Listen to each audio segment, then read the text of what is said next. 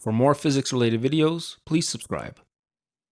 Welcome to the Physics Almanac. In this video, we will be looking at the physics of a snowball rolling down a hill. We'll be asking how fast will the snowball roll and how big will it get.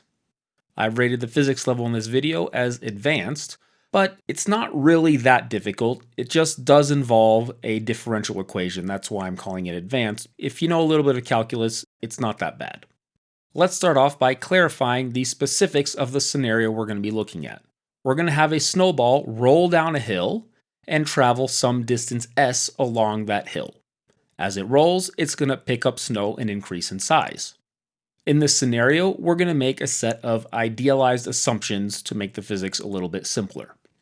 First assumption we're going to make is that the ball is a sphere with a uniform density. This means that the mass of the ball at any given time will be 4 pi rho r cubed, where the radius r increases as the ball rolls down the hill. A ball rolling down a hill will actually roll down as a cylinder, not a sphere. But in the cartoons, they always show this as a ball rolling down as a sphere, so we're going to follow the cartoon model here because that's more fun. And actually, if we take a look at this Calvin and Hobbes cartoon here, he's actually gotten it correct as it rolled down as a cylinder. You can see the cylinder sort of spiraling around, forming inside this ball that rolled down the hill and crushed Susie. The next assumption we're going to make is that the slope is at a constant angle theta. So we have a hill of a fixed incline. Third assumption we're going to make is that the snowball rolls without slipping. This means that the speed of the ball is directly related to how fast the ball rolls. Specifically, that the speed v is equal to omega r, where omega is the angular velocity. This is just the speed at which the ball spins. The final assumption we're going to make is that as the ball rotates, its radius is going to increase by a fixed amount delta r per rotation. To help visualize what I mean exactly, let's say that at some time the ball is right here. So this is some sphere with a radius r at this moment. As the ball rotates, later on, let's say it's right here. So it's rotated, let's say, by a full rotation, so full 2 pi radians. And now the ball has a different thickness. It's picked up an extra thickness delta r. So this is the size it originally was back here. And after full rotation, now it's a little bit thicker by this thickness delta r. That's the amount of snow it's picked up. So the first question we're going to ask is, how big will this ball get? Which could be interpreted as, how big will it get in mass, so how much snow will it contain, or how big will it be in the sense of its size, what will its radius be? From the fourth assumption, we have that the rate of change of the radius of the ball is going to be delta r over the period t. The period is equal to omega over 2 pi. Remember that omega is the angular frequency. It's the rate at which the ball rotates, so it's change in angle divided by change in time. Now again, we've made an assumption here that's not really realistic. What I showed here is that after a full period, the ball will have increased in radius by delta r. But in that time, it will not actually stay as a sphere. What's actually going to happen is that as the ball rotates by some angle theta, it's not going to pick up mass uniformly. It'll only pick up mass along the little piece where it rotated that was touching the ground where it picked up some snow. So at this point, we'll have the original spherical ball plus this little piece sticking out where it stuck snow onto it that has a thickness delta r. As it rotates a little bit more, then that little piece will be a little bit longer. And if you continue rotating again, you'll have even a longer piece. But you'll see we don't have a sphere anymore. So this means that actually this assumption that the ball is always a uniform sphere doesn't actually hold in reality. This is also going to mess with the moment of inertia, which we're going to need when we calculate the speed of the ball. The moment of inertia is sometimes also referred to as the rotational mass, and for a sphere, it's 2/5 mr squared. But this is no longer a sphere, so that won't actually hold. As the ball continues to rotate, it'll pile on more and more mass, filling up this circle around the original ball that we had until we finally, after one rotation, are back to a sphere again. In the cartoons, they don't do it this way. They always show a ball uniformly increasing as a sphere. So we're going to just assume that that's actually what's happening.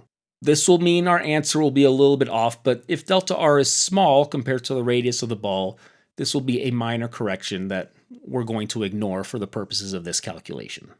If you're finding this video interesting so far, this would be a good time to like and subscribe, maybe share with a few friends. So plowing ahead, we're going to keep this assumption.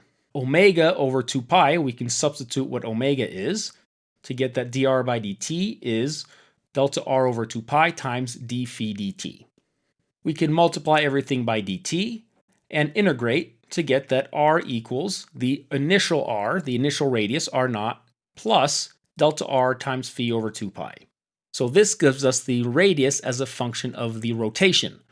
But that's not actually what we want. When we're looking at a ball rolling down a hill, we're not going to count the amount of rotations going by. What we really want is the radius as a function of the distance traveled, s. So we have to figure out how s is related to phi.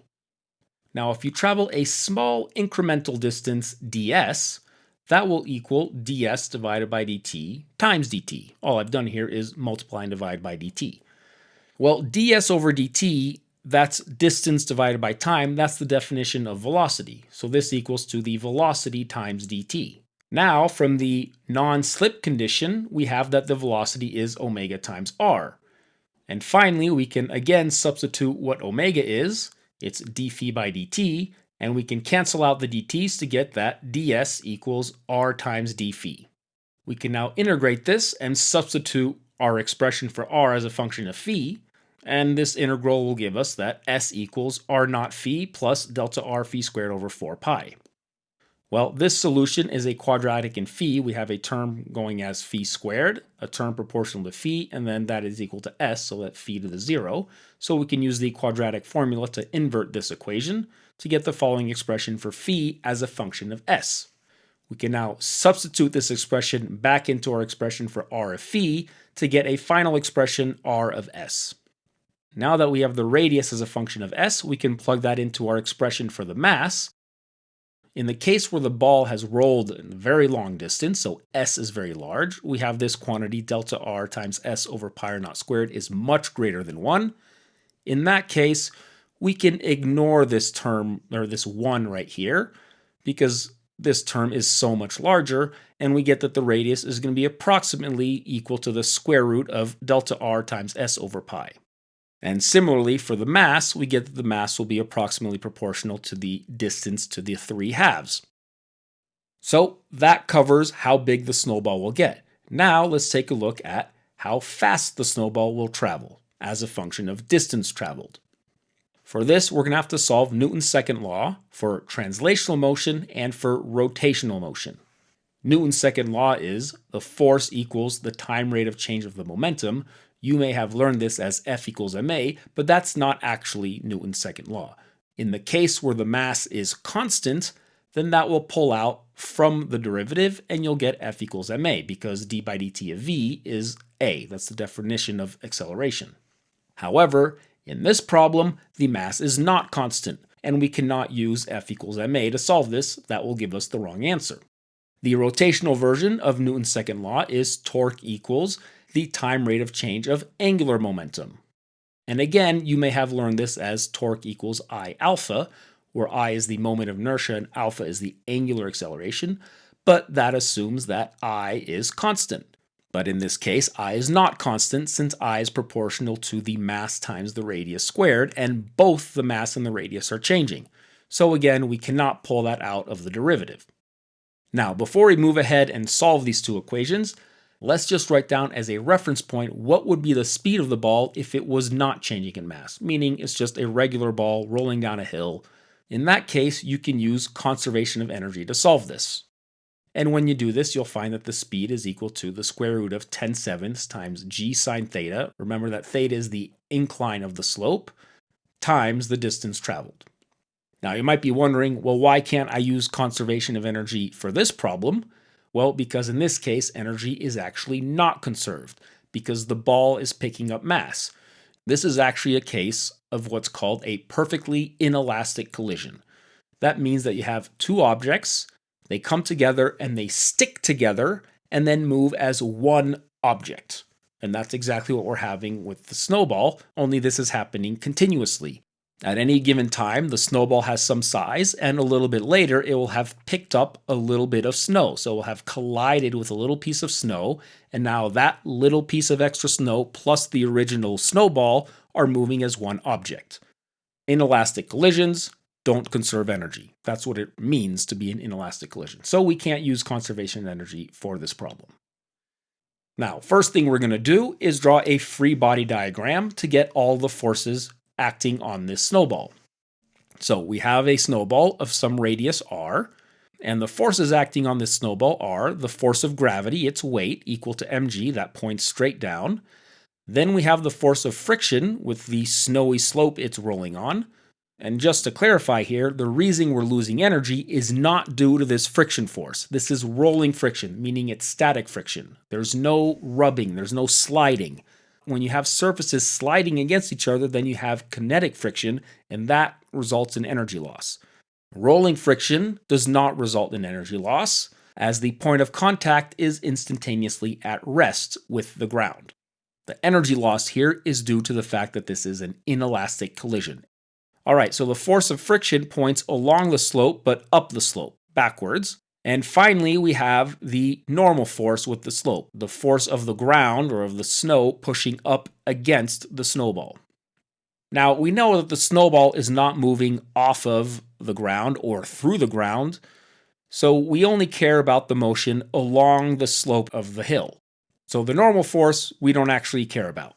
The force of gravity, however, is not pointing along the slope, so we're going to have to break it up into a component perpendicular to the slope and a component parallel to the slope. And this angle here, theta, is the angle of the slope, the angle of the incline relative to a flat ground. So if theta is 0, then this hill would be flat or level, and gravity would point entirely perpendicular to the ground.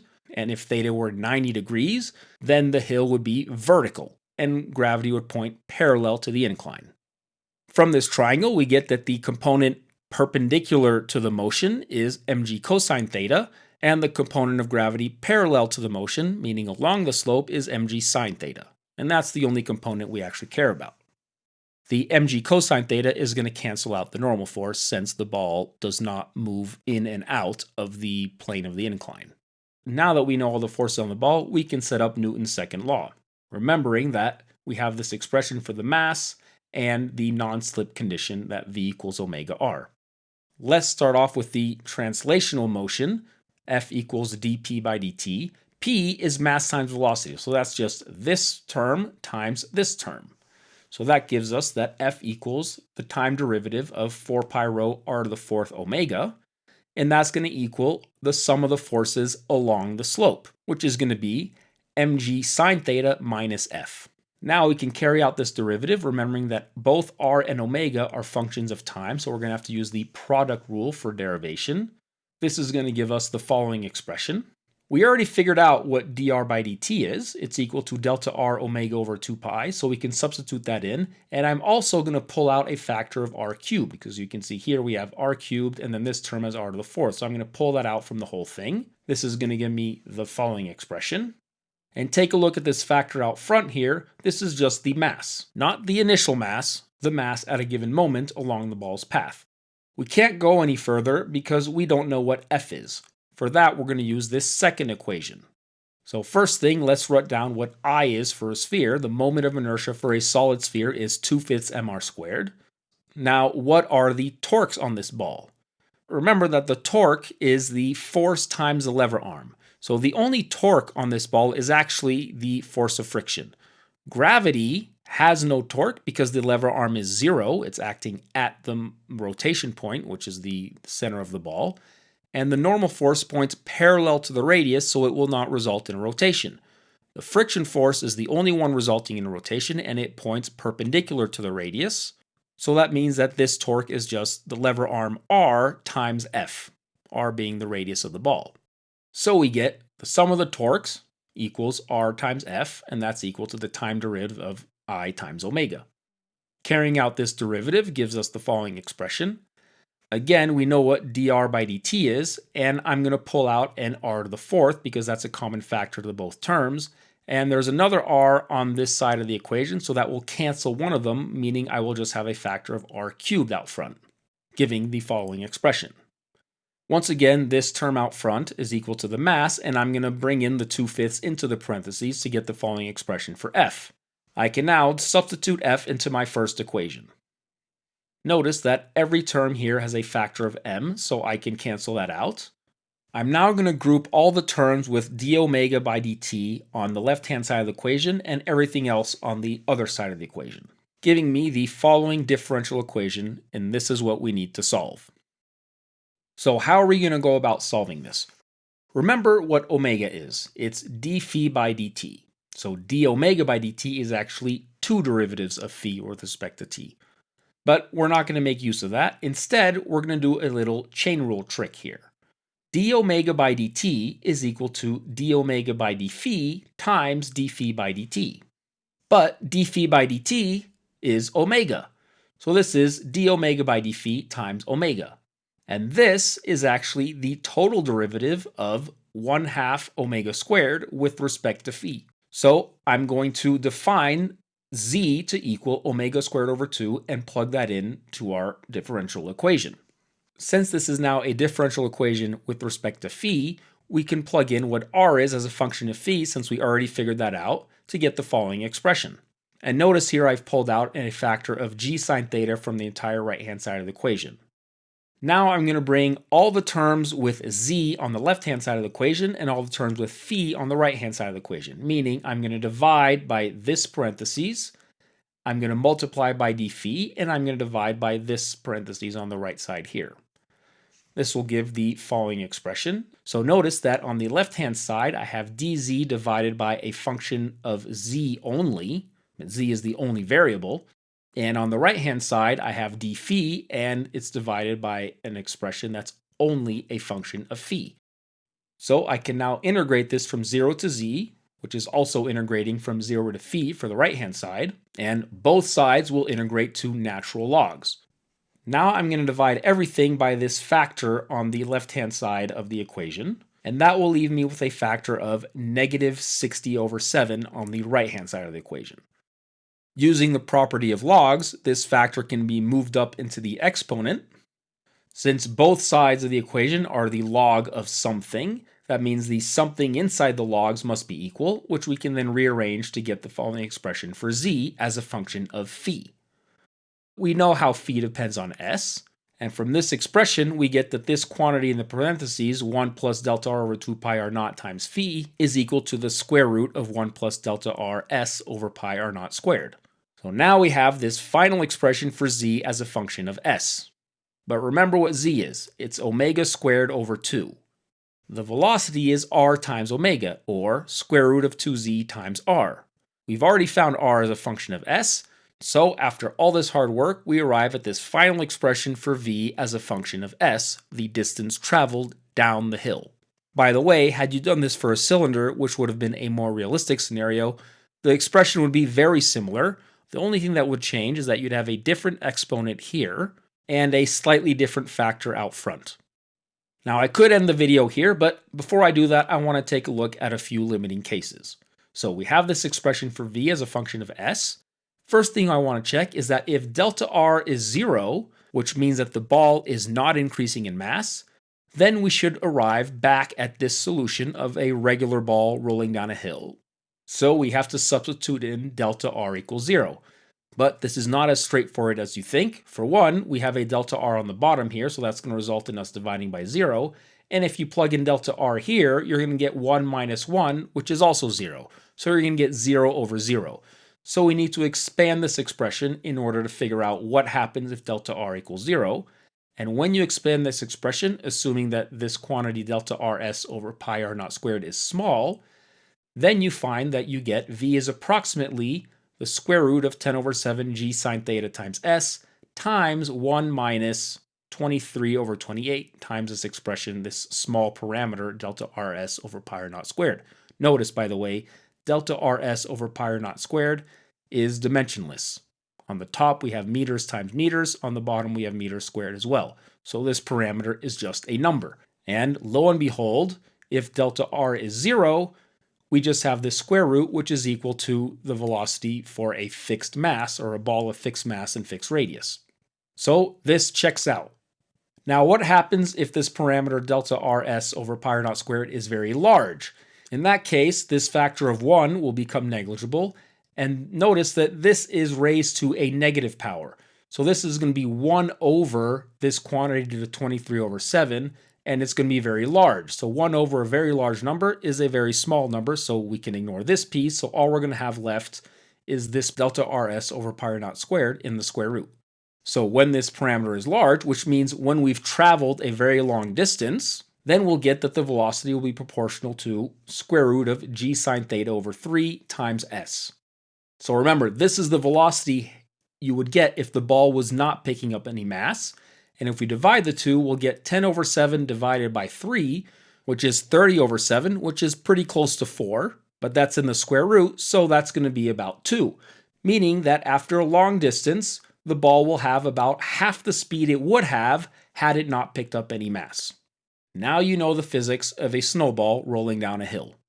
If you enjoyed this video, please be sure to like and subscribe, hit the notification bell to be notified for the release of future physics videos, and if you have any questions or suggestions, please leave them in the comments. Thanks for watching, and I'll see you in the next one.